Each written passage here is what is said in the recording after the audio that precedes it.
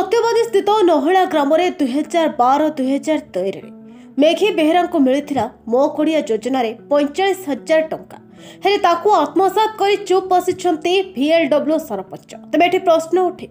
जदि geo tagging रे घर फोटो उठा जापर आसी थाए सरकारी टंका तेज क्यों मिथ्या फोटो उठाई सरकारी बाबू माने आनी टंका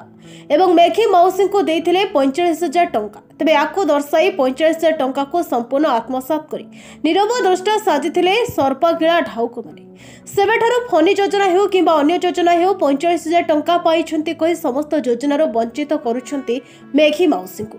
तेबे ए विषय खबर प्रसारण करबा परे समस्त नेता राजनेता मुंडरे पड़ी चड़क। तेबे देखा जाऊ मेघी मौसी को केबे मिलुछि ना।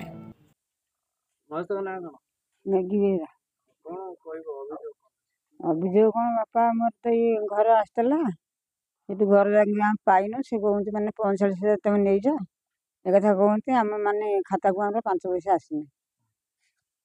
पैसा किए खाई किए खाई आप भर जहाँ खाई ना बेल सार जानी मान सरपंच जानी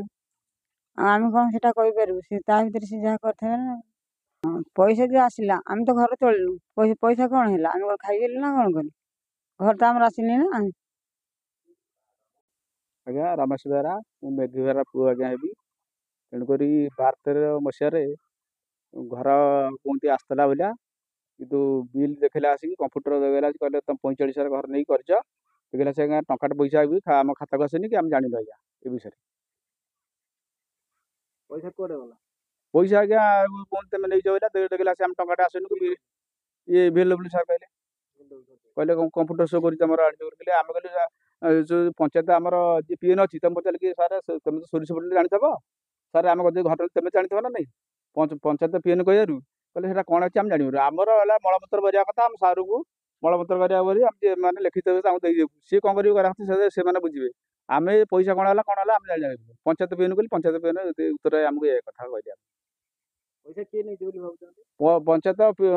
गणथरक अशोक आज्ञा 12 मसीह अशोक थे आज्ञा ताकू पचार सी कहले 45टा फाइल मुझे रखी सरपंच थे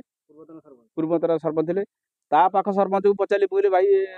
तुम आउ गोटे सरपंच आसिले पचारि मुझे तुम कम फाइलटा कौन कल ना बोका मत फाइलटा कमी मुझे रखिली कमी फाइलटा तो VLW सब चाबिटा रहा मुझे ब्लक डिपोजिट कली कमी तेणुक एमती करके आज्ञा पैसा आम टंका बो खाता आसनी कि घर आज्ञा टोटाली आम ये पैसा आसनी कि घर कौन भल मंद जानी।